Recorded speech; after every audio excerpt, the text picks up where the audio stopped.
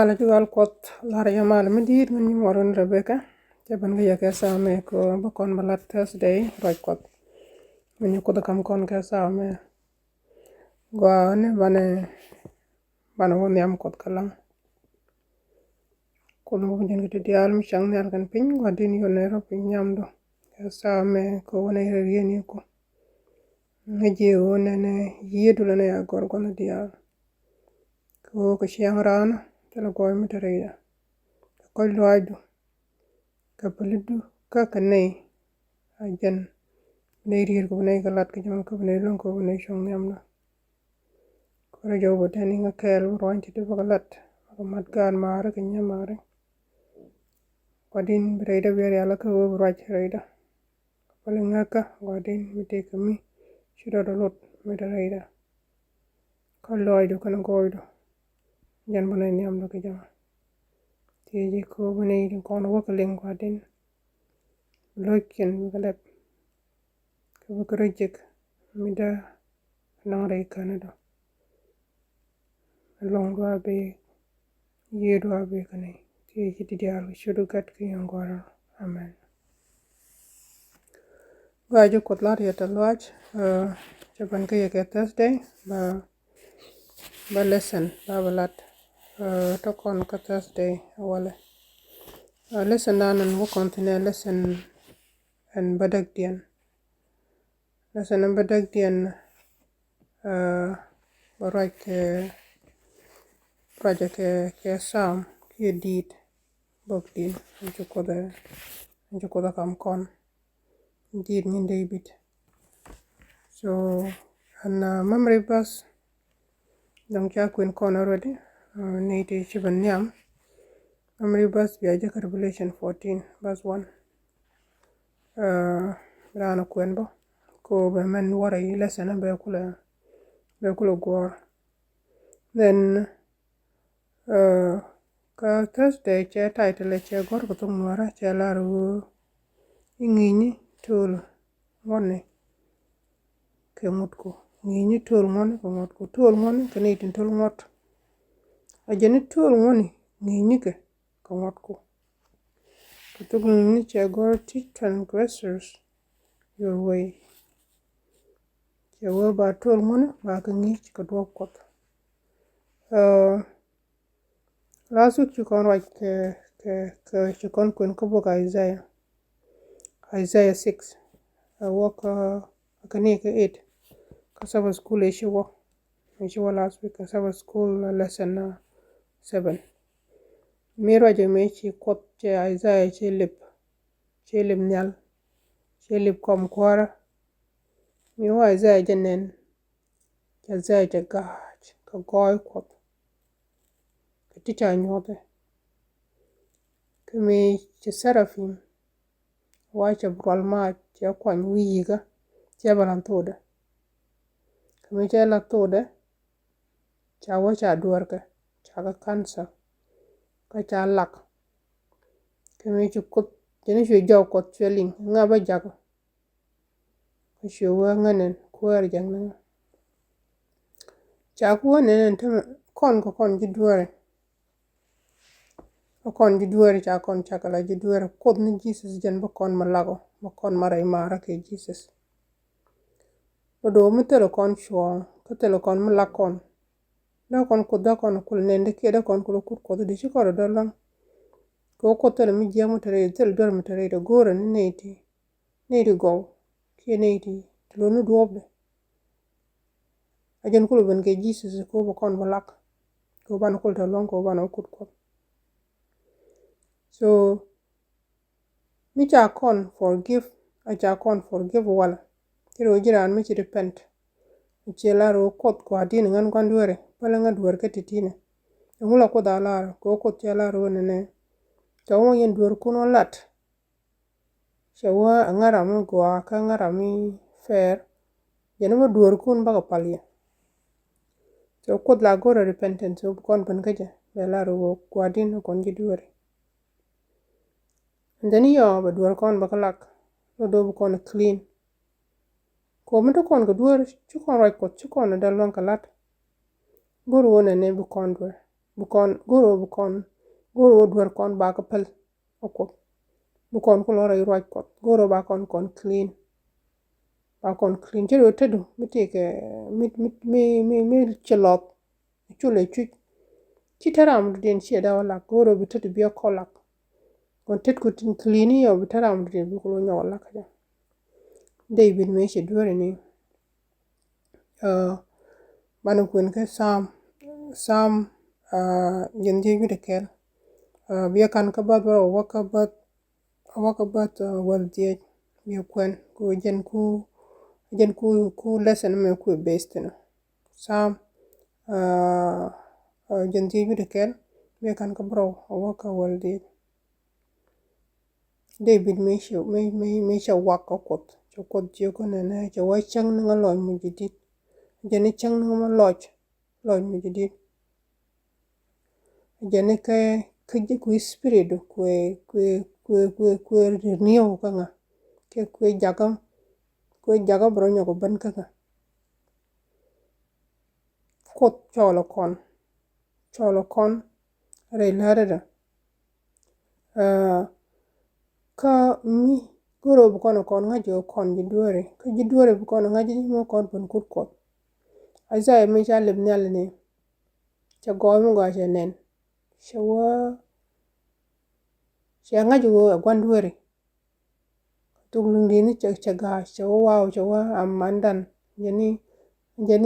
kan jeni ngoda kana to yen ko chara gojo aram chiro dolwang ko chiang ni chiro dolwang ko da kut kot bad me cha rol ma me cha la to da cha jo cha dor ko cha ko pala rol ma jingor ko ne Jesus o kora go kut kot giran tinge bi mi chilot mi chilat kut bi mi chilot ti janene bad mi chilat kut bi mi clean la ja go ji o chalot do kon bun tie go kut kot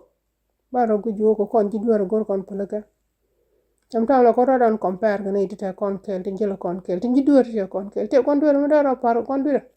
ni ro do par gesi de la ran wah mo ngon ngan ga jen gesi zo kon dwar yen yal yen bi ndi chilo ram bi ara compare ga Jesus wo yen ban ku Jesus jen bi dwar ko bu neno kene ke Isaiah me jalib nyal me jalib goy ko me jalib boy ko ti dial ke pure ke beautiful chara go jo wow ka ngan kon dwar ngo bablel wono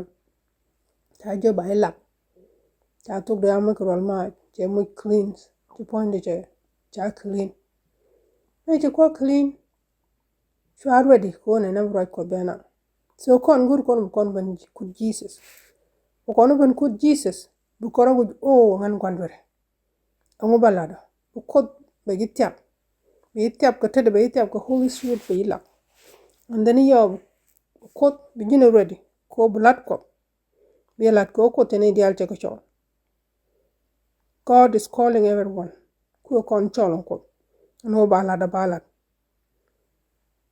to wona ne mi chi kon wo tie ga ko e chu ko to kon chol chi kon wo tie ga de e chi ko re lak to wala kon nyoga ka jagni jok na kon nyoga jagni jok cha ram chi ko wala de ti an ko chi wona ne la ba re di ko ne bo tok ba wala na cha goy ko dan chinen che da gangre ide yani peace chinen kan goy de tindiar che ka bulon ka gagre ide che go jin miti go mugo alon che da murut ko adu chi goy ko ti ja rude am chi ro ti gre ko to goy ko chenen akuda jak wer wala de mi che bare ina la ngwalele to goy ko ti ja longa ko hot la ja lade bella na aja lade na no ko gwa shene ke Philip me che Jesus me che mi che ring jok che balat kan man che balat ju wi den o kote ne chere ke chek Samaria ba me che Jesus lat ti cha nga jeni ri ko ken sho ngai gu che wa bia ne ram ti dial point ajen che ko do ko mi che bare idu chere ti ko do ju ko te ji tash ke Holy Spirit ti abedi la ja wa ladi bio la na ko mu go long mishida long ka gangre message njil go kon message njil go kon tele different ka message ja gor ka revelation 14 jawa everlasting message jawa jen message njak ajen message njak jel go kon message njak jel kon ka revelation 14 ka message njak she different kana wo bu take hope kana promise ni to take Jesus and message njil kon a message don't hope kana promise Jesus kam kon and wo bu kon kan bu kon jak no ba duwar kon ba ka pal and wo kod bana lo mara ko kod message ma jen message an everlasting message and bu kon la do dia tuk dia ne dia wi mo ko kod e fair che goro wona ne baban atela ram kana linga ne dia goro ina ran be mo opportunity ko kuyimo mu ko jiro du wona ne gami kod jen tiang ro du nga bro tie nga ba jitiang we yu tiang yo sheb no rot ko adu sheb rungu kul chere mi dor mi len la pen rar cha da long ke da mar